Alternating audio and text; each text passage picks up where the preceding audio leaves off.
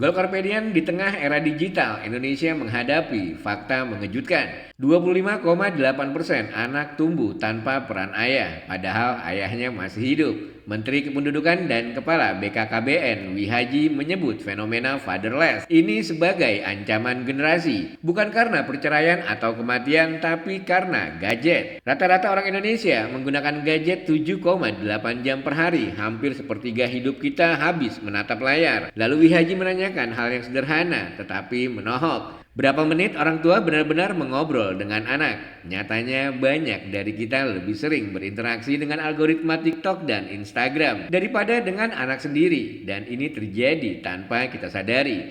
Gadget hadir setiap saat. Sementara peran ayah perlahan bergeser menjadi background noise di rumah. Padahal peran ayah sangat penting dalam membentuk karakter, keberanian, stabilitas emosi, dan kemampuan sosial anak. Anak yang dekat dengan ayah tumbuh lebih kuat secara mental. Jika peran ayah hilang, anak kehilangan arah dan contoh nyata. Wihaji memperingatkan, jangan sampai anak-anak menjadi generasi yang kurang menjadi petarung. Petarung yang dimaksud bukan agresif secara fisik tapi kuat menghadapi hidup, berani mengambil keputusan dan mampu memimpin diri sendiri.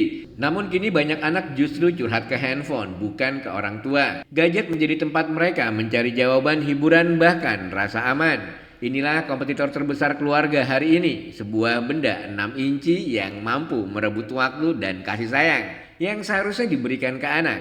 Jika keluarga melemah, generasi ikut goyah, dan ketika generasi goyah, negara pun terdampak. Wihaji mendorong orang tua, terutama ayah, untuk kembali hadir, bukan hanya secara fisik tapi juga emosional. Solusinya sederhana tapi krusial. Hadir sepenuhnya. Anak tidak butuh ayah sempurna, mereka butuh ayah yang benar-benar ada. Batasi gadget bukan hanya untuk anak, tapi juga untuk orang dewasa. Anak meniru apa yang mereka lihat. Bukakan percakapan. Anak baru mau bercerita jika ayah memberi ruang dulu. Fenomena fatherless bukan sekedar hilangnya figur ayah, tetapi hilangnya arah generasi. Dan perang ini bukan melawan manusia, tetapi melawan kebiasaan yang tanpa sadar kita biarkan menguasai rumah kita sendiri.